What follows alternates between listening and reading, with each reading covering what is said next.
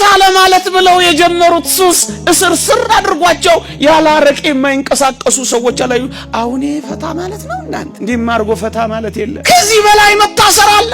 ደከመኝ አረጀ የዓለም ድካም ነው አለው ያጌጠብን መሰለ እንጂ እኮ አልቀናል። መጠጥ አካላችሁን አላጎደለው፣ ሱስ ናላችሁን አላዞረው። ድካም እኮ ነው የዓለም ድካም እኮ ነው። መነቃቃት የፈለጉ ሰዎች ታስረው ቁጭ የሚሉበት በጫት መንቃት ይፈልጋሉ፣ ግን ደግሞ ጥቂት ቆይተው በጫት ይታሰራሉ። ማታ ሞቅ ለማለት ይገባሉ፣ ማለዳ ላይ ብርድ ይላቸዋል፣ ይበርዳቸዋል። ያጌጠብን መሰለ እንጂ እኮ አልቀናል። ሰውነት እየቀነስን ሄደናል። አካሎቻችንን እየጣልን ወደ ሰማይ መሄድ መንገድ ጀምረናል። ደክመናል። በክፋት ደክመናል። በመተላለቅ ደክመናል። በመገፋፋት ደክመናል። በመናናቅ ደክመናል። በመጣጣል ደክመናል። በመጠላለፍ ደክመናል። በመገፈታተር ደክመናል። በመጠላለፍ ደክመናል። ድካም ነው ያለ። በሐዘን ደክመናል። ልብ በሚሰብሩ ሐዘን ደክመናል። የዓለም ድካም ሐዘን ዘነበኮ፣ ደም ጎረፈኮ። አላያችኋትም? ያቺን ሕፃን ልጅ የሰፈሬ ልጆች እንደሚጫወቱት አይነት ድብብቆሽ የምትጫወት መስሎኝ ነበረ። ጉድጓድ ውስጥ ተደብቃ አይቻት በዚህ በማህበራዊ ሚዲያ አባቶቿ ከላይ በመርዝ ጢስ የሚያወርዱትን ያን ቦምብና ፍንጣሪ የመርዝ ጢስ የመርዝ ገዳይ መርዝ ለመሸሽ ስትል ነው ያቺ ሕፃን ልጅ የተደበቀችው። ስንት ሕፃናት ተደብቀው ይሆን? ሐዘን አይሰለቻችሁ? እንባ አልሰለቻችሁ? ሐዘን አልሰለቻችሁ? ስቃይ አልሰለቻችሁ? መፈናቀል አልሰለቻችሁ? ሞት አልሰለቻችሁ? ክፋት አልሰለቻችሁ? መገፋፋት አልሰለቻችሁ? ይሄ መታወቂያ የመኖሪያ መታወቂያ ይላል አይደለም? የመቆያ መታወቂያ ብላችሁ አንብቡት ጎበዝ። የመቆያ ነው እንዳታልላችሁ፣ መኖሪያ አይደለም። ይሄ ማለፊያ ነው፣ ማረፊያ አይደለም። ይሄ ዳረጎት ነው፣ ጭማሪ ነው፣ ዋናው አይደለም። ይሄ መቅሰስ ነው፣ ራት አይደለም። ይሄ መስሪያ ቤት ነው፣ ያኛው ነው ማረፊያ ቤት። ምእመናን ይሄ ዓለም እኮ የድካም ነው። እስዩት እስኪ ራሳችሁን። አልደከማችሁም? ኃጢአት አላደከማችሁም? በደል አላስረጃችሁም? ክፋት አላሸበታችሁም? ጠባለ ኪዳን መሸለ ቁርባን የምትገሰግሱት ለዚህ ዓለም ነው። እግራችሁ እስኪንቀጠቀጥ የምታስቀድሱት ለዚህ ዓለም ነው። ከላይ ዶፍ ከስር ጎርፍ እየወረደባችሁ ፍልሰታን የምትቆዩት ለዚህ ዓለም ነው። በቃ ምስኪኖች ነን ማለት ነው አይደለም።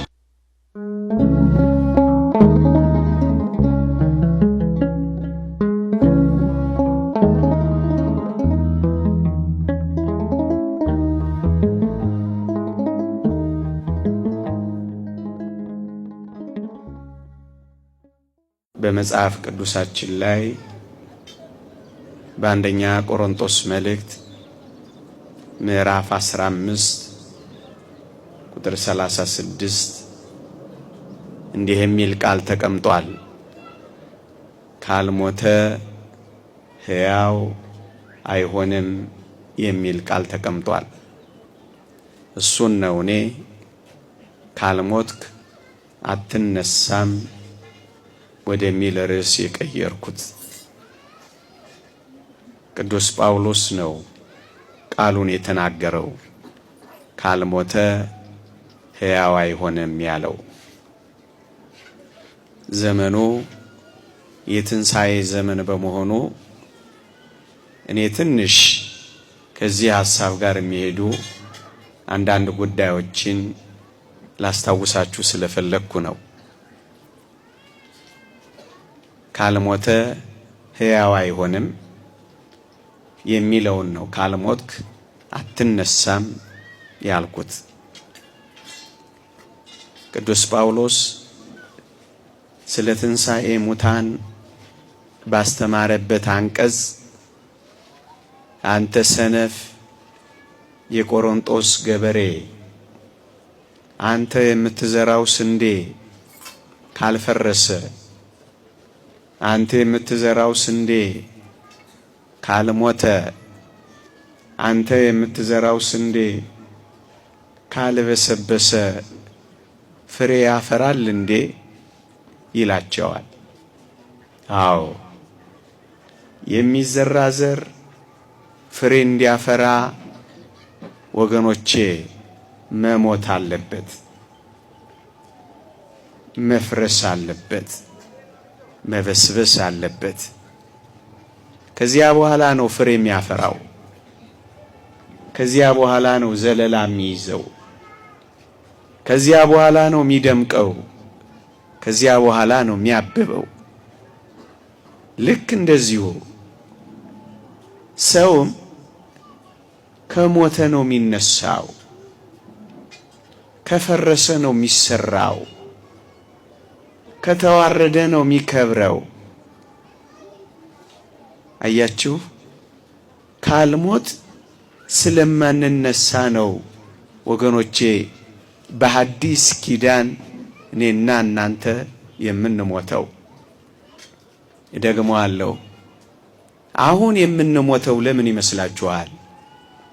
ባጭር ቃል ለመነሳት ነው የምንሞተው። ለምንድነው አሁን መቃብር የምንገባው? ለአዲስ ሕይወት ለመወለድ ነው መቃብር የምንገባው። ወገኖቼ የእናታችን ማህፀን ለዚህ ዓለም እንደምትወልደን የመቃብር ማህፀን ደግሞ ለሚመጣው ዓለም ለዘላለሙ ኑሮ የመውለጃ ማህፀን ነው እግዚአብሔር ያደረገው። እደግመዋለሁ፣ በዚህ በሐዲስ ኪዳን ኦርቶዶክሳውያን የምንሞተው ሸሸ፣ ተበላሸ፣ ፈረሰ፣ ሸተተ ለመባል አይደለም የምንሞተው ወገኖቼ። እና ለምንድን ነው የምንሞተው ካላችሁኝ፣ ለመነሳት ነው የምንሞተው። አዎ እንዳትረሱ፣ በሐዲስ ኪዳን የምንሞተው የበለጠውን ትንሣኤ ለማግኘት ነው። አሁን የምንድገመው የምንሞተው ለትንሣኤ ነው። የምንሞተው ለመነሳት ነው። የምንሞተው ሕያዋን ሆነን ለመኖር ነው ወገኖቼ። ለምንድነው ስለ ሞት ስታስቡ የምትፈሩት? ለምንድነው ስለ ሞት ስትሰሙ ብርክ ብርክ የሚላችሁ? ለምንድነው እንደ ሌሎች ጸጉር እየነጫችሁ፣ ፊት እየቧጠጣችሁ፣ ደረት እየደቃችሁ፣ ባርጋጅ እያለቀሳችሁ፣ ሙሾ እያሟሻችሁ፣ ሐዘናችሁ እንደ ድንጋይ ሆዳችሁ ውስጥ ከታችሁ ስትቃጠሉ የምትኖሩት ለምንድነው? እናንተ ክርስቲያኖች፣ ሰው ክርስቲያን ሆኖ የሚሞተው ለመነሳት እንደሆነ አታውቁም እንዴ? ወገኖቼ መቼ ነው በሞት ላይ የምንፎክርበት? መቼ ነው በመቃብር ላይ የምንዘምርበት? መቼ ነው እንደ ክርስቲያን ወግ ለትንሣኤ ስለሞተ በነጭ ልብስ የምንሸኘው? መቼ ነው? እውነተኛ ክርስቲያኖችን እንመስላለን? እስኪ እንፈታተሽ። ስንቱ ነው በማደያት የተበላው? ስንቱ ነው እግዚአብሔር ጋር የተጣላው በሞት ምክንያት? ስንቱ ነው በመቃብር ምክንያት እግዚአብሔርን በልቡ የቀበረው? ስንቱ ነው ተስፋ ቆርጦ ኑሮ ያቆመው? ለትንሣኤ እንደሞቱ ያላወቅነው ስንቶች ነን ወገኖቼ። አዎ ሐዘናችን ቅጥ ያጣ፣ ክርስትናችን የይምሰል ስለሆነ እኮ ነው በሞት የተሰበር ነው፣ በመቃብር ያፈር ነው። እንግዲያውስ ክርስቲያን ከሆን እንደ ሐዋርያው እንደ ቅዱስ ጳውሎስ ሞት ሆይ መውጊያ የታለ? ሲኦል ሆይ ድል መንሳት የታለ? ብለን እንዘምራ ወገኖቼ። የክርስትና ኃይል፣ የመንፈሳዊነት ጉልበት፣ የቤተ ክርስቲያን የማዕዘን ድንጋይ ትንሣኤ መሆኑን ረሳችሁት? የተሰበሰብነው እኮ ክርስቶስ ስለተነሳ ነው። የምናምነው እኮ ስለምንነሳ ነው። በተስፋ ደስ ይበላችሁ፣ በመከራ ታገሱ፣ በጸሎት ጽኑ። ተስፋ ስላላችሁ ትታገሳላችሁ። የትኛው ተስፋ? ከሞትን ነው የምንነሳው የሚለው ተስፋ ወገኖቼ። እውነት ይሄ አረዳድ ቢኖረን ኖሮ ዘምረን አንቀብርም ነበር። ከእግዚአብሔር ጋር እንጣላ ነበር። ያዙ ይልቀቁኝ እንል ነበር። አብረን ካልተቀበርን እንል ነበር። አሁን የምንሞተው ወገኖቼ ለመነሳት ነው። ካልሞትን ሕያው ስለማንሆን ነው እግዚአብሔር ሞትን የፈቀደው። እደግመዋለሁ። ቅዱስ ባስልዮስ ዘቂሳርያ እንዲህ ይላል፣ ሞት እንኳን ሳይቀር የእግዚአብሔር የምህረቱ ስጦታ ነው ይላል። ሞት እንኳን ሳይቀር እዩ። በውርደት እንዘራለን፣ በክብር እንነሳለን። በድካም እንዘራለን፣ በኃይል እንነሳለን። በመበስበስ እንዘራለን፣ ባለመበስበስ እንነሳለን። ይሄን ታውቃላችሁ። ለክብር ነው የምንነሳው ትላላችሁ። ለኃይል ነው የምንነሳው ትላላችሁ። ሞትን በመቃብር ስፍራዎችና በዛች ሳጥን ስለለካናት ኃይሉን ክብሩን የጌታችንን ሰውነት እንዲመስል እሱን ወደ መምሰል ማብለጭለጫችንን ስለረሳነው እኮ ነው አሁን በሞት ምክንያት ብርክ ብርክ የሚለን ፍርሃት የሚይዘን። ወገኖቼ እንዳትረሱ፣ አሁን በአዲስ ኪዳን ሞት እንዲሰለጥንብን አይደለም የምንሞተው። ሊቁ ቅዱስ ዮሐንስ አፈወርቅ ሞት እንደ ቀድሞ አይሰለጥንብንም ይላል። ምክንያት ክርስቶስ ተነስቷላ።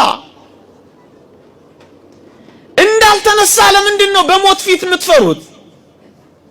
ሞትን እንዳላሸነፈ፣ መቃብርን እንዳልረገጠ፣ መፍረስ መበስበስን ድል እንዳልነሳ ለምንድን ነው በመቃብር ፊት የምታፍሩት እናንተ ክርስቲያኖች?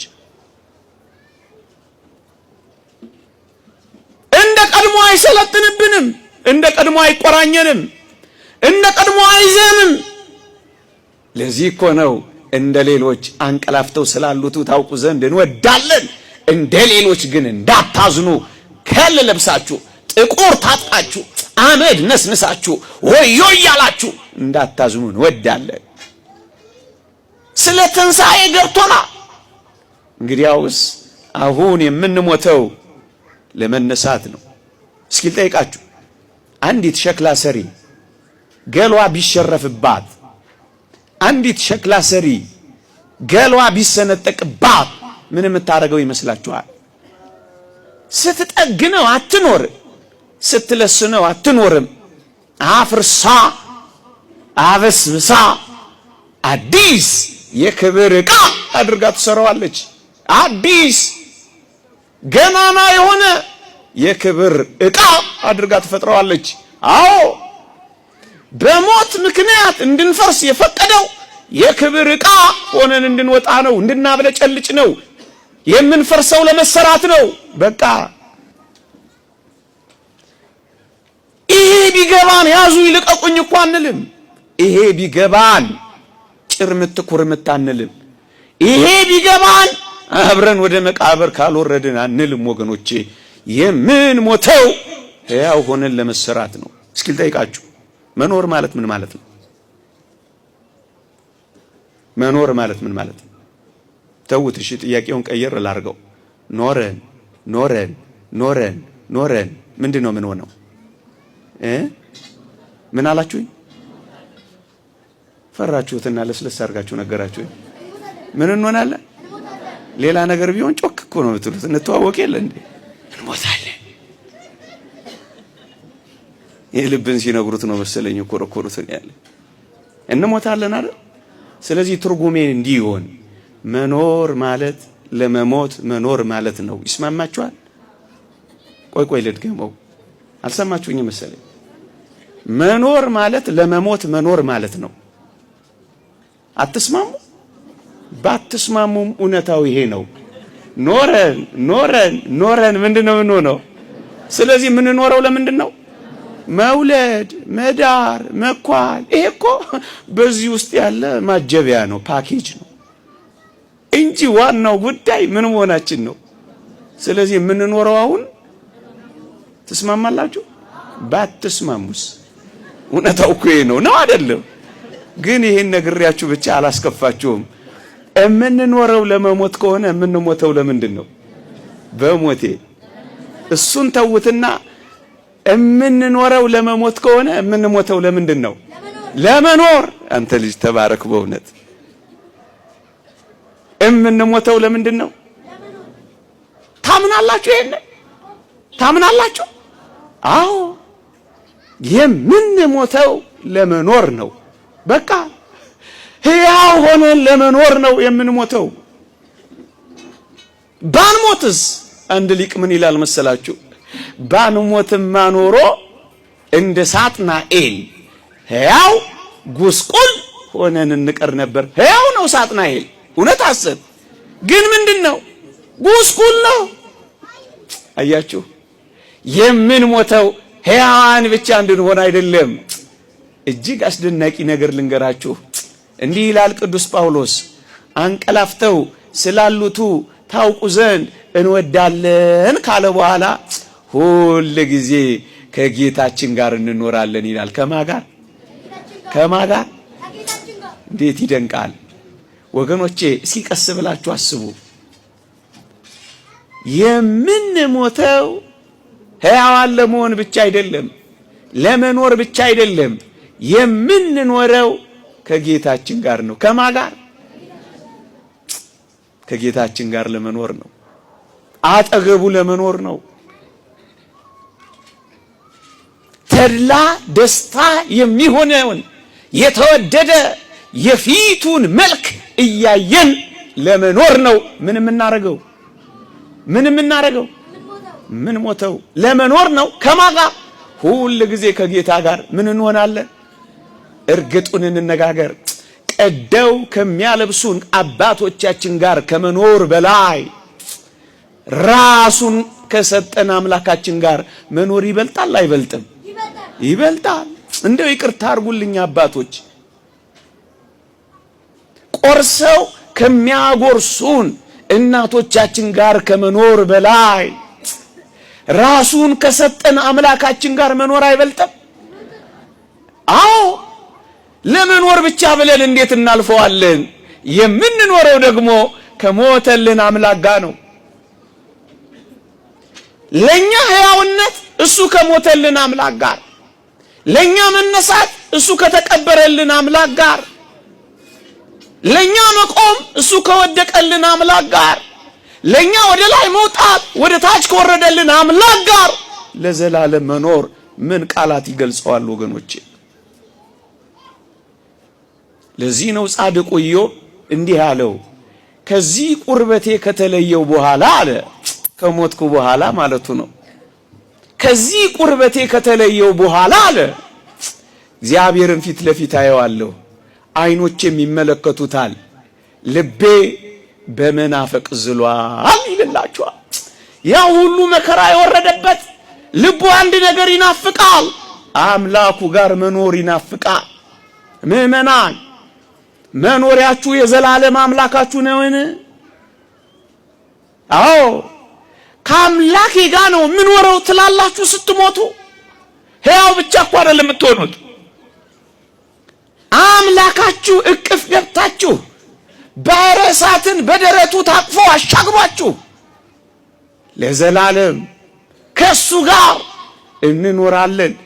ይሄ ካልሆነ ታዲያ ክርስትና ምንድነው? ለትንሣኤ መዘመር ምንድነው? መቀደስስ ማስቀደስስ መሰበክስ መስበክስ ምንድነው? ለዘላለም ከሱ ጋር ነው የምንኖረው ማለት ብቻ ነው። ልቤ በመናፈቅ ዝሏል የሚለው እኮ ከሱ ጋር እኮ ለመኖር ነው። በሞቴ ንዑድ ክቡር የሚሆን ሐዋርያውን ጳውሎስን ስላስታውሳችሁ በምድር ላይ ብኖር ለእናንተ ጠቅም ነበር ካላቸው በኋላ ለኔ ግን ልሄድ ከክርስቶስ ጋር ልኖር ምን እላለሁ? እናፍቃለሁ። ከማ ጋር መኖር ትናፍቃላችሁ ምእመናን? እውነት ይናፍቃችኋል? ይሄ እንጃ ልኖር እናፍቃለሁ እኮ ነው የሚለው። ከሚያስጨንቁን ነገስታት ጋር ከመኖር በላይ ከሚራራልን ንጉሳችን ጋር መኖር አይበልጥም? ክፋት ከተሞላው ዓለም ጋር ከመኖር ደግነትና ርህራሄ ገንዘቡ ከሆነ አምላካችን ጋር መኖር አይበልጥም? የሴራ ትብታብ ካለበት ዓለም ይልቅ እውነትና ጽድቅ ካለበት አምላክ ጋር መኖር አይበልጥም? በምን ቋንቋ እንግለጸው ወገኖቼ? ልኖር እናፍቃለሁ። እንዴት ይደንቃል! ዘማሪውም እውነት እኮ ነው። ማን ነው ይልማ አይደል? አንድ አስደናቂ መዝሙር አለችው።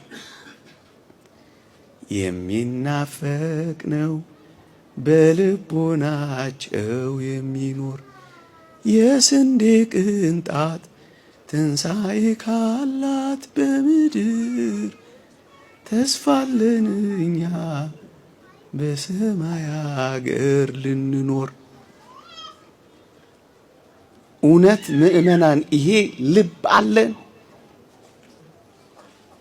በዚች ዓለም በዚች ሕይወት ብቻ ክርስቶስን ተስፋ ካደረግን እንደኔና እንደናንተ ያለ ምስኪን በምድር ላይ ምን አለ? አፋችሁ ኮቸችላ እስኪመስል የጾማችሁት ለዚህ ዓለም ነው? ጠባለ ኪዳን መሸለ ቁርባን የምትገሰግሱት ለዚህ ዓለም ነው? እግራችሁ እስኪንቀጠቀጥ የምታስቀድሱት ለዚህ ዓለም ነው? ከላይ ዶፍ ከስር ጎርፍ እየወረደባችሁ ፍልሰታን የምትቆዩት ለዚህ ዓለም ነው? በቃ ምስኪኖች ነን ማለት ነው? አይደለም። ሌላ የሚመጣ ምን አለ? ኑሮ አለ። ካልሞትን ከሱ ጋር አንኖርም ወገኖቼ። ለዚህ እኮ ነው ለኔ ሕይወት ክርስቶስ ሞትም ጥቅም ነው ያለው እኮ ቅዱስ ጳውሎስ። ከሱ ጋር ስለሚያኖረን እኮ ነው። እዚህ መኖር ትፈልጋላችሁ? እዚህ መረሳት ትፈልጋላችሁ? እዚህ መቆየት ትፈልጋላችሁ? ሴትየው አሉ መድኃኔዓለምን አገኙት አሉ መንገድ ላይ። መድኃኔዓለምን አገኙት አሉ መንገድ ላይ። በጣም ደስ አላቸውና እጅግ በፍጥነት ይጠይቁት ጀመረ። ምን አሉት አሉ? ጌታዬ አቤት እድሜ ስጠኝ አሉት አሉ። ይሄን ጥያቄ ሲጠይቁ ሴትዮይቱ 60 ዓመት ነበራቸው። እድሜ ስጠኝ ሲሉት ወዲያው መድኃኔዓለም ቸር ነው፣ ስንት ልስጥሽ አላቸው። 20 አሉት። ወዲያው ሰጣቸው። ወይ እንዲህ አይነት ቸር አምላክ ነው እንዴ? ገና ካፌ ሲወጣ 20 የሚሰጠኝ? ምን ማሳዝን ሰው ነኝ፣ ቁጥር ማላውቅ። አሁን መድኃኔዓለምን አግኝቼ 20 ብቻ ጠይቃለሁ አሉና አሉ። ሲያጉተመትሙ ቸር መድኃኒት የልብ አውቅ አይደለ? ምን ነው አላቸው። ደገመና ጌታ ሆይ እባክህ ጨምርልኝ አሉት። ስንት? 20። እሳቸው ደግሞ ያለ 20 ያውቁ። ወዲያው ሰጣቸው። ስንት ሆኑ? አጠቃላይውን ነው እንጂ ቁጥር የለም እንዴ? 22 አካባቢ። ስንት ሆኑ? 100 ደፈኑ። ወዲያው በቃ ቅብጥብጥ ሲያረጋቸው አሁንም መድኃኔዓለም አያቸው። ምን ነው አላቸው አሉ። ጌታ ሆይ ይሄን ሁሉ ከሰጠኸኝ ምን ነው እኔን በነካጅ ብትረሳኝ አሉ። መረሳት የሚፈልግ ሰው እኮ የኔ እዚህ ውስጥ ብዙ እኮ ነው። እዚያ 2 ልፍ ግድም አዋራ ያለፈበት መብራት እየጠፋበት የቅቤ ዕቃ እየፋቀ መኖር የሚፈልግ ሰው እኮ እዚህ ውስጥ መረሳት የሚፈልግ የሰማዩ ዓለም የማይናፍቀው ከጌታ ጋር ኖር አልኖረ ግድ የማይሰጠው እዚህ መቅረት መረሳት የሚፈልግ እኮ ብዙ ነው። ፀሐዩ እንደቀጠቀጠው መከራ እንደወረደበት ሐዘን እንደዘነበበት ስቃይና ዋይታ ኑሮ እንደሆነበት መቆየት የሚፈልግ ሰው እኮ ብዙ ነው ወገኖች። አይደለም የምንሞተው ከአምላካችን ከሕያው ከእግዚአብሔር ጋር ለመኖር እንጂ እዚህ ለመኖር አይደለም። ደጋግመን ማለት አለብን። ይሄ ዓለም መኖሪያችን አይደለም። እውነት ሐሰት መቆያችን ነው። እውነት ሐሰት። አንዳንድ ጊዜ የመታወቂያችን አሳስቷችሁ እንደሆነ አላውቅም። ይሄ መታወቂያ የመኖሪያ መታወቂያ ይላል አይደለም። የመቆያ መታወቂያ ብላችሁ አንብቡት ጎበዝ። የመቆያ ነው እንዳታልላችሁ። መኖሪያ አይደለም። ይሄ ማለፊያ ነው፣ ማረፊያ አይደለም። ይሄ ዳረጎት ነው፣ ጭማሪ ነው፣ ዋናው አይደለም። ይሄ መቅሰስ ነው፣ ራት አይደለም። ይሄ መስሪያ ቤት ነው፣ ያኛው ነው ማረፊያ ቤት። ምእመናን ይሄ ዓለም እኮ የድካም ነው። እዩት እስኪ ራሳችሁን። አልደከማችሁም? አሁን ኃጢአት አላደከማችሁም? በደል አላስረጃችሁም? ክፋት አላሸበታችሁም? መጠጥ አካላችሁን አላጎደለውም? ሱስ ናላችሁን አላዞረውም? ድካም እኮ ነው ይሄ ዓለም። ድካም እኮ ነው። መነቃቃት የፈለጉ ሰዎች ታስረው ቁጭ የሚሉበት። በጫት መንቃት ይፈልጋሉ፣ ግን ደግሞ ጥቂት ቆይተው በጫት ይታሰራሉ። ማታ ሞቅ ለማለት ይገባሉ፣ ማለዳ ላይ ብርድ ብርድ ይላቸዋል፣ ይበርዳቸዋል። እንዴ ፈታ ለማለት ብለው የጀመሩት ሱስ እስር አድርጓቸው ያለ አረቄ የማይንቀሳቀሱ ሰዎች አላዩ። አሁን ፈታ ማለት ነው እናንተ? እንዲህ ማርጎ ፈታ ማለት የለም። ከዚህ በላይ መታሰር አለ። ደከመኝ፣ አረጀ። ይሄ ዓለም የድካም ነው። አለው ያጌጠብን መሰለ እንጂ እኮ አልቀናል። ሰውነት እየቀነስን ሄደናል። አካሎቻችንን እየጣልን ወደ ሰማይ መሄድ መንገድ ጀምረናል። ደክመናል። በክፋት ደክመናል። በመተላለቅ ደክመናል። በመገፋፋት ደክመናል። በመናናቅ ደክመናል። በመጣጣል ደክመናል። በመጠላለፍ ደክመናል። በመገፈታተር ደክመናል። በመጠላለፍ ደክመናል። ድካም ነው ያለ። በሐዘን ደክመናል። ልብ በሚሰብሩ ሐዘን ደክመናል። ያለም የድካም። አዎ ስንሞትስ ካላችሁ ወይ ስንሞትማ እንዴት ይደንቃል! በጌታ የሚሞቱ ሙታን ብፁዓን ናቸው፣ ከድካማቸው ያርፉ ዘንድ ስራቸው ይከተላቸዋል ይላል። በእረፍት እንገባለን። ደክመናል፣ ስንሞት እናርፋለን። ዝለናል፣ ስንሞት እንነቃለን። ለዚህ ነው ነብዩ ዳዊት ነፍሴ ሆይ ወደ እረፍትሽ ተመለሺ፣ እግዚአብሔር መልካም አድርጎልሻልና ይላል። እረፍት አያስፈልጋችሁም ምእመናን? ቃላት የማይገልጠው እረፍት፣ መነዋወጽ የሌለበት ሰላም፣ መታወክ የሌለበት እርጋታ አያስፈልጋችሁም ምእመናን? ስጋት የሌለበት መውጣትና መግባት፣ ወዳጅ የማይተውበት ጠላት የማይገባበት ረፍት፣ ሪስክ የሌለበት ህይወት አያስፈልጋችሁም ምእመናን? ረፍት አትፈልጉ?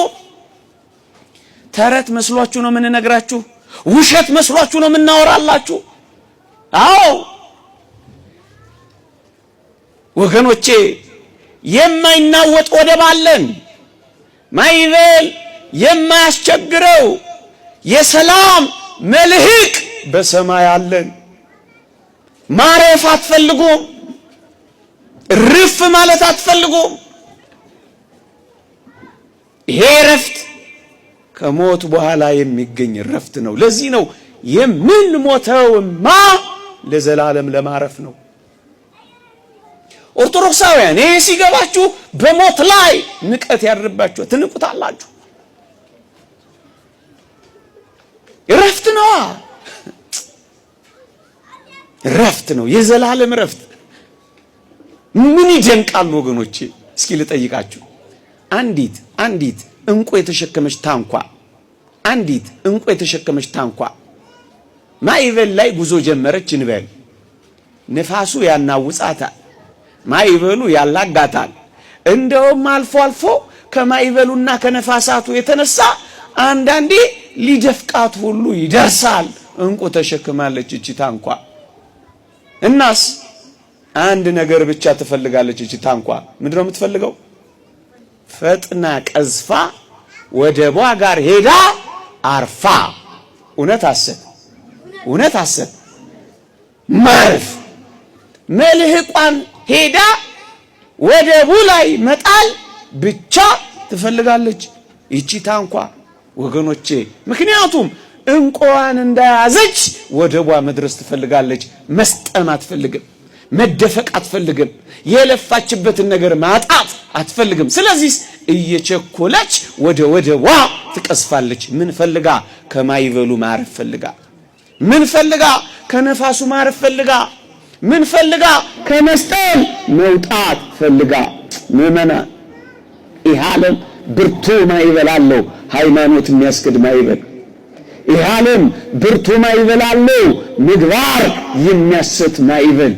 ይህ ዓለም ብርቱ ንፋስ አለው፣ ከወዲህ ወዲያ የሚያላጋ ንፋስ አለው። እንቁ የሆነ ሃይማኖታችሁን፣ እንቁ የሆነ ንጽህናችሁን፣ እንቁ የሆነ ክብራችሁን፣ እንቁ የሆነ ምግባራችሁን፣ እንቁ የሆነ ሰማያዊ ተስፋችሁን መድፈቁ አይቀርም ማይበሉ ላይ ከቆያችሁ። እናስ ቶሎ መቅዘፍ አትፈልጉ? ሃይማኖታችሁን ሳትክዱ ወደባችሁ መድረስ አትፈልጉ? ልዑል እግዚአብሔርን ሳትክዱ ወደቡ ሄዳችሁ ማደር አትፈልጉ? ምዕመናን፣ ፈጥናችሁ መቅዘፍ ፈልጉበት ቀን ይመጣል፣ አያገኙትም ይላል።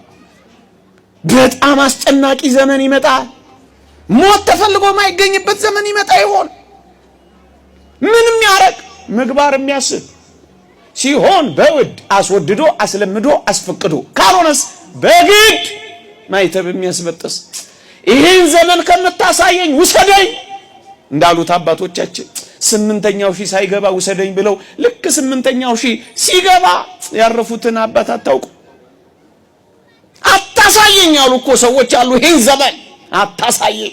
ሰው ሲተላለቅ አታሳየኝ። ወንድማማቾች ሲተራረዱ አታሳየኝ። እግሮቻቸውን ጫማዎቻቸውን በልጆቻቸው በአባቶቻቸው በወንድሞቻቸው አስከሬን ላይ የሚያደርጉ ሰዎች አታሳየኝ። ክፉ አታሳየኝ። እንዲህ ይላሉ እኮ ደጋጎች። ውሰደኝ አታሳየኝ። ና የሚሉ ሰዎች እኮ አሉ። ና ሃይማኖቴን ሳልክድና፣ ምግባሬን ሳልስትና፣ ቅድስናዬን ሳላጣና፣ አንተን ከማጣ ይሄን ዓለም ልጣ ና የሚሉ ሰዎች አሉ። ና እንቁዬን እንዳያስኩ አንተ ጋር ልድረስ ና የሚሉ ሰዎች አሉ። ዓለም ሳይደፍቀኝ ቀዝፌ አንተ ጋር ልድረስ፣ አንተ ጋር ልረፍ የሚሉ ሰዎች እኮ አሉ። አውግስጢኖስ ሊቁ እንዳለው ነፍሳችን ባንተ በቀር በማንም አታርፍም እንዳለው ማን ሊያሳርፈን እንፈልጋለን? ክርስቲያኖች፣ በዚህ ዓለም ላይ ለክርስቲያኖች ማረፊያ አለ? የለም። ከጌታችን እጆች በቀር ማረፊያ እኮ የለንም። ከአምላካችን በቀር እረፍት የለንም። እናንተ ደካሞች ሸክማችሁ ሁሉ የከበዳችሁ ኑና እረፉ። ገንዘብ ያላሳረፋችሁ የክርስቶስ እጆች ያሳርፏችኋል። ውበት ያላሳረፋችሁ የጌታችን ውበት ያሳርፋችኋል። ትምክህት ያላሳረፋችሁ የጌታችን ትህትና ያሳርፋችኋል። ጉልበት ያላሳረፋችሁ የጌታችን ደካማነት ያሳርፋችኋል። ፍቅሩ ያሳርፋችኋል። እርፍ ማለት አትፈልጉ? ኖህ ሁለት አንዱን ቁራ አንዱን ርግብ ለቀቀው። ታስታውሳላችሁ? በዛ በጥፋት ውሃ ዘመን እግዚአብሔር ያሳያችሁ፣ ልዑል ያመልክታችሁ። እዩ ቁራ ወዲህ ወዲያ ያለ ማይበሉ ላይ የተረፉትን ውሃው ጎርሎ ነበርና የሚንሳፈፉትን በድን የሆነውን እየቀማመሰ ወዲህ ወዲያ እየዞረ የሞተ ነገር እየበላ ያ ቁራ ይንከራተትላችሁ ጀመር፣ አልተመለሰም። ክርስቲያኖች የዚህ የሙት ዓለም ተገዢዎች አትሁኑ፣ አትንከራተቱ። ግልጹን ነው መንገር የምንነግራችሁ፣ አትንከራተቱ። ሕያው ነገር የለበትም፣ ሙት ነው። ዘላቂ ነገር የለበትም፣ አጭር ነው። እውነት የለበትም፣ ሐሰት ነው። ደምግባት የለበትም፣ ከንቱ ነው። አትንከራተቱ። አሳርፋችሁ የቱም ነገር አሳርፋችሁ። ለጊዜው ቅን የምትመስል መንገድ አለች፣ ፍጻሜዋ ግን የሞት መንገድ ነው። ለጊዜው ነው ጣፋጭ የሚመስልህ ግን ይመራል። አዎ ርግብ ለቀቃት። ርግብ ሄዳ በረረች፣ ለእግሯ እንኳን መቆሚያ አጣች። ከዛስ እየበረረች ተመለሰች። ከዚያስ የተወደደው አባታችን ኖህ በ600 ዓመቱ እጆቹን ዘረጋና እርግቢቱን እጆቹ ላይ ያሳረፋት። አረፈች። ለዚች ርግብ ከኖህ እጆች በቀር የት ማረፊያ አላት? የት ላይ ታርፋላችሁ? ከክርስቶስ እጆች በቀር ከቁስሎቹ በቀር ህሊናችሁ የት ያርፋል? ምእመናን ርፍ ዓለም ለምን አይናወጥም? እናንተ የእግዚአብሔር ከሆናችሁ በሚናወጠው ዓለም አትደነግጡም፣ ልባችሁ ያርፋል። ምንድነው የሚለው ነብዩ ዳዊት? ተራሮች ወደ ባህር ልብ ቢገቡ ልቤ አይፈራም ይላል። አትፈሩም፣ አትደነግጡም፣ አትታወኩም፣ እርፍ ትላላችሁ። ወደዚህ እረፍት መሄድ አትፈልጉም? የት ነው የምታርፉት ምእመናን? እናንተ እኮ ርግብ ናችሁ እኮ። ዓለም ላይ ማረፊያ የላችሁም። ጠጅ ቤት ማረፊያ የላችሁም። ጫት ቤት ማረፊያ የላችሁም። ቁማር ቤት ማረፊያ የላችሁም። ዝሙት ቤት ማረፊያ የላችሁም። ፔንሲዮን ውስጥ ማረፊያ የላችሁም። ስርቆት ውስጥ ማረፊያ የላችሁም። እናንተ ርግቦች ናችሁ። የክርስቶስ እጆች በቀር ምን ማረፊያ አላችሁ? ኑና አረፉ። የተቀበዘበዛችሁ እዚህ የሚያሳርፍ አለላችሁ። እረፉ። የዘላለም ረፍት አለላችሁ። የዘላለም ረፍት አለላችሁ። ስንሞት የበለጠውን ረፍት ነው የምናገኘው ምእመናን። ጥቂት ነገሮችን ተናግሬ ላብቃ። ሰንበት ተማሪዎችም ወረብ ይወርባሉ፣ ሰዓታችንም ሄዷል። አዎ የረፍት ቦታ አለን፣ ግን ስንሞት ነው። ከሞትን ነው ሕያው፣ ከሞትን ነው ከእርሱ ጋር የምንኖረው፣ ከሞትን ነው የምናርፈው። ደግሞ ይሄ ረፍት ምን እንደሆነ ታውቃላችሁ? ሐዘንም ስቃይም ዋይታም የሌለበት ረፍት ይላል መጽሐፍ ቅዱስ። ይሄን ይገልጻል። ከእንግዲህ ወዲህ ሐዘን የለም፣ ከእንግዲህ ወዲህ ስቃይ የለም፣ ከእንግዲህ ወዲህ ዋይታ የለም ይላል። ይሄን ዓለም አትናፍቁም? እንባ ማታዩበት፣ አንጀቱ የታሰረ ምስኪን ሰው ማታዩበት ይሄን ዓለም አትናፍቁም ወገኖች? ይሄን ዓለም አትናፍቁም? ስቃይ የሌለበት፣ ሐዘን የሌለበት፣ ዋይታ የሌለበት ከዚህ በለጠ ምን ረፍት አለ ወገኖቼ? እንባ ከቶ የሚታበስበት ይሄ ረፍት አይናፍቃችሁ? ይሄ ሕይወት አይናፍቃችሁ? እንባ አልሰለቻችሁ? ሐዘን አልሰለቻችሁ? ስቃይ አልሰለቻችሁ? መፈናቀል አልሰለቻችሁ? ሞት አልሰለቻችሁ? ክፋት አልሰለቻችሁ? መገፋፋት አልሰለቻችሁ? ሐዘን ዘነበኮ፣ ደም ጎረፈኮ።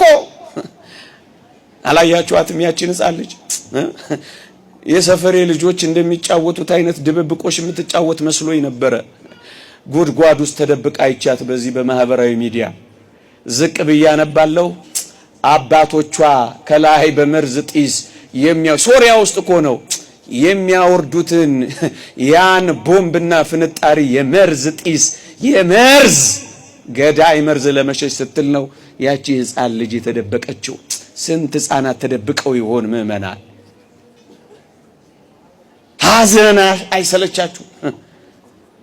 አዎ ሐዘን የሌለበት፣ ዋይታ የሌለበት፣ ስቃይ ወደ ሌለበት ይሄ ነው ሕይወት። የምንሞተው ሐዘን ወደ ሌለበት፣ የምንሞተው ስቃይ ወደ ሌለበት፣ የምንሞተው ዋይታ ወደ ሌለበት ዓለም ነው። አዎ ካልሞትን ይሄና ናይም ካልሞት ካትነሳ ካልሞትና እንነሳ። ይህ ዓለም እኮ የስቃይ ነው። የአልዓዛርን ታሪክ ብቻ አንስቼ ደመድማለሁ። እግዚአብሔር ከሁላችን ጋር ይሁን። እየሰማችሁኝ እንደሆነ ተስፋ አደርጋለሁ። እውነት አሰብ ተሰውሳላችሁ። አልዓዛርም ሞተ ተቀበረ ሚልና መላእክትም ወደ አብርሃም እቅፍ ወሰዱት ይላል። አልዓዛር ሞተ ተቀበረ ከመባሉ በፊት ደሃ ነው፣ በድህነት ላይ ደዌ ያለበት፣ በደዌው ላይ እግዚአብሔር ያሳያችሁ፣ ልዑል ያመልክታችሁ፣ አስታማሚ እንኳን የለውም፣ ቁስሉን ውሾች ይልሱት ነበር ይላል። አሳዝን ምእመናን፣ እናንተ እኮ ድህነት ብቻ ይሆናል ያለባችሁ በዚህ የምትማረሩት። ደዌ ቢጨመርባችሁስ እንደዚህ እንደ አልዓዛር? ደዌ ብቻ አይደለም፣ ደዌ ኖሯችሁ ደግሞ አስታማሚ ሊኖራችሁ ይችላል። አስታማሚ እንኳን የለው፣ ውሾች አስታማሚ የሆኑለት ሰው እኮ ነው እሱ።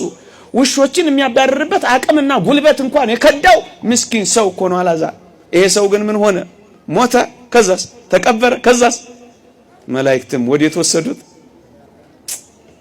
አዎ ስንሞትና ስንቀበር እንደ አልዓዛር እንዲህ ከባድ ሕይወት ከኖር እመኑኝ ውሾች ዳግመኛ አይከቡንም። ማን ይከበናል? መላእክት እንዴት ይደንቃል! አስተማሚዎቻችን ውሾች አይደለም የሚሆኑት። አብርሃም እንዴት ይደንቃል! ታዲያ እንዲህ ከሆነ ለአልዓዛር ሞት ይሻለዋል መኖር ይሻለዋል? ሞት ይሻለዋል።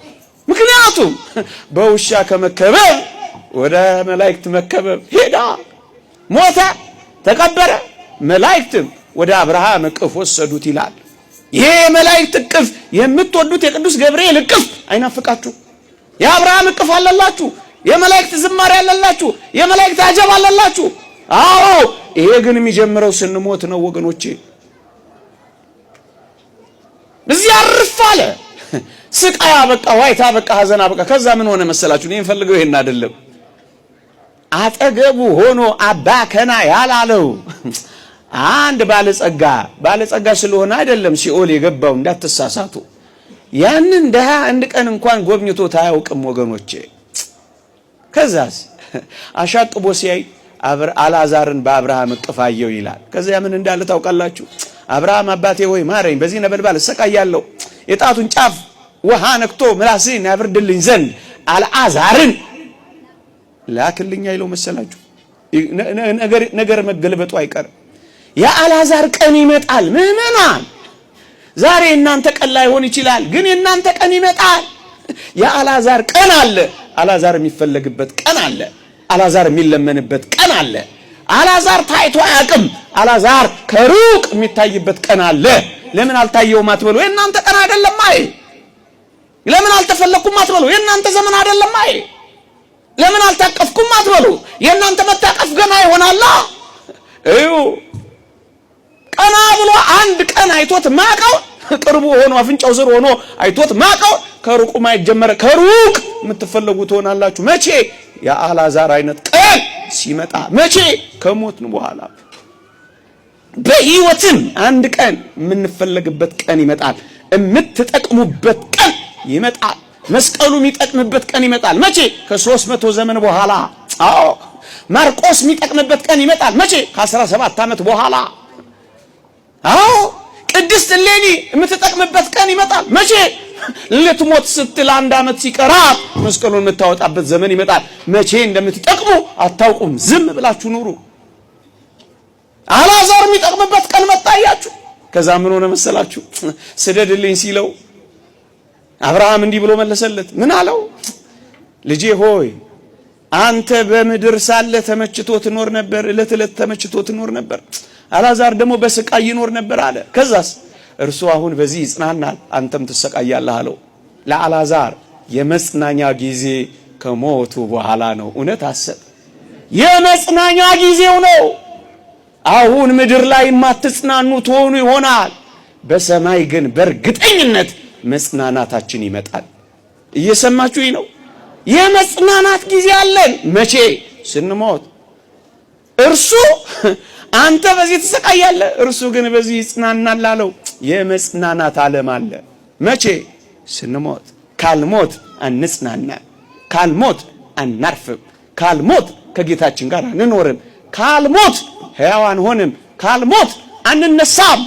አዎ ካልሞት ከዚህ ዓለም የምትበልጠውን ዓለም ማየት እኮ አንችልም። ሌላ ዓለም አለ። ውሸት ነው ይሄ ዓለም። ፎቅ ያዘናጋችሁ፣ መኪና ያኖህለላችሁ፣ ቤታችሁ ላይ ያለው አካውንት እግዚአብሔርን ያስረሳችሁ፣ መብል መጠጥ እንደ ነገሩ እግዚአብሔርን እንድትፈልጉ ያደረጋችሁ፣ እግዚአብሔርን የችግር ቀን ወዳጅ ብቻ ያደረጋችሁት ሆይ ስሙ፣ ከዚህ የሚበልጥ ዓለም አለላችሁ። በቃ ጥለናት ልንሄድ ነው እቺን ዓለም ብላችሁ እንዳይከፋችሁ፣ እግዚአብሔር ያዘጋጀላችሁ ሌላ አስደናቂ ዓለም አለላችሁ። ቃላት የማይገልጣት፣ ቅኔ የማይበቃት፣ መጽሐፍ ገልጧት የማያውቅ ምን አይነት ዓለም አለች መሰላችሁ? ታዲያ ይህን ሁሉ ሳወራላችሁ በቃ እንሙት ማለት ነው አሁን ማታ ገብተን እንዳትሉ አደራችሁ። እንዴ ሰውዬ እንደዚህ አውርቶ እንደ ጉር ሊሰራ ነው ዛሬ። ምን ነው ባልመጣው ተስፋዬን ሁሉ በጠበጠው እንዳትሉ ብላችኋል መሰለኝ። ፈገግ አላችሁ ብዙዎቻችሁ። አባቶቻችን እንዲህ ይላሉ፣ እንደምትሞቱ ሆናችሁ ኑሩ። እስኪ በሉት እንደምትሞቱ ሆናችሁ ኑሩ። ከዛስ እንደምትኖሩ ሆናችሁ ስሩ በሉት እንጂ እንደምትሞቱ ሆናችሁ ኑሩ፣ እንደምትኖሩ ሆናችሁ ምን በሉ? አለቀ። ሞት አለብኝ እያላችሁ ኑሩ፣ ደግሞስ እኖራለሁ እያላችሁ ምን በሉ? በርቱና ስሩ። እየሰማችሁ ነው። ግን እቺ ምሽት የመጨረሻ ስብከታችን ብትሆንስ ልትሆን ትችላለች? ላትሆን ትችላለች? ምን ገፈኛ ነው እንዳትሉ ይመጭ። ልትሆን ትችላለች? ላትሆን ትችላለች?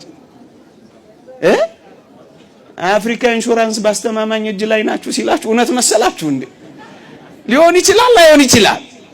ይችላል እንዴ? እቺ ሌሊት አባ ኢሳይያስ የሚባል አባት ያለው አለ። አልጋው ጋር ይቆምና ማታ ማታ አንቺ አልጋዬ ሆይ ዛሬ አልጋዬ ሳይሆን መቃብሬ ብትሆኝስ ብሎ ስቅስቅ ብሎ ንስሐ ይገባል። እየሰማችሁኝ ነው? ይቺ አልጋችሁ ዛሬ የምትተኙባት እንደ አድርገውና በሰላም መውጣት ስለምፈልግ ከዚህ አድርገውና እቺ አልጋችን መቃብራችን ልትሆን ትችላለች፣ ላትሆን ትችላለች። ምን ነው ድምጻችሁ ጠፋ? ልትሆን ትችላለች። እርግጥ ብንነጋገር አይሻልም? ስለዚህ መዘጋጀት አለብን። እውነት አሰብ እንዘጋጅ። ካርኒሎስ የተባለ ሊቅ እንዲህ ይላል፣ ሲኦል ያሉ ወገኖቻችን 30 ደቂቃ እግዚአብሔር በምድር ላይ እንዲኖሩ እድል ቢሰጣቸው ምን የሚያደርጉ ይመስላችኋል? እቆብ ይገባሉ? ኮንዶሚኒየም ይቆጥባሉ? አይሰማኝም። 30 ደቂቃ ብቻ ቢኖራቸው ምሳ ነው የሚገቡት። እውነት አሰብ 30 ዓመት የኖራችሁ 3 ቀን የተሰጣችሁ 60 ዓመት የኖራችሁ 300 ቀን የተሰጣችሁ 30 ደቂቃ አይደለም ይሄን ያህል ዘመን የተቸራችሁ የት አልነሳችሁ? ሰፈሬ ያለ ሰው ነው እሱን ነግሬያችሁ ላብቅ። ሰፈሬ ያለ ሰው ነው ድሮ ነው የሰማሁት። ሰውየውን አስተዋውቀኝ እንዳትሉኝ እንጂ የኔ ቢጤ ላንቁሶ ነው። 1 ኩንታል 100 ኪሎ ተሸክሞ መጓዝ አልቻለም። ከወዲህ ወዲያ እየተወላገደ በጣም ይመረርና ያንን 1 ኩንታል ይጥልና አሉ አሁንስ በሞትኩ ምን አለ ሞት መተብትወስደኝ ብሎ ተመረረላችሁ። ያን ጊዜ መልአከ ሞት ከቻላ እፊቱ ሲያየው የሆነ የተገተረ ነገር አየ። ማን አንተ አለው። እንዴ አሁን አልጠራኸኝም እንዴ? እና ሞት ነኝ እያልክ ነው? አዎ ሞት ነኝ። እና አላልከኝም እንዴ? እና ምን ልታረግ መጣ እንዴ? ውሰደኝ አላልክም? እሰጣ ገባ ይደነግጥና በጣም እኔ እኮ የጠራው እንድትወስደኝ አይደለም። ሐሳቡን ቀየረ እና ምንድነው አለው። ከብዶኛል እንድታግዘኝ ነው። በሞት ፊት እንዲመሳክ ከፈለጋችሁ ንስሐ ግቡ። ደግሞ አለው ሞትን መናቅ ከፈለጋችሁ በእግዚአብሔር ፊት አሁን ናቁት። እየሰማችሁኝ ነው? በዘላለም ሕይወት የኋለኛው ሞት እንዳገኛችሁ ከፈለጋችሁ ይሄኛውን የኃጢአት ሞት ዛሬ ድል ነሱት። ከሞት ካልሞት አንነሳ። ይቆየን። የእግዚአብሔር ቸርነት፣ የእመቤታችን አማላጅነት፣ የቅዱሳን በረከት ረድኤት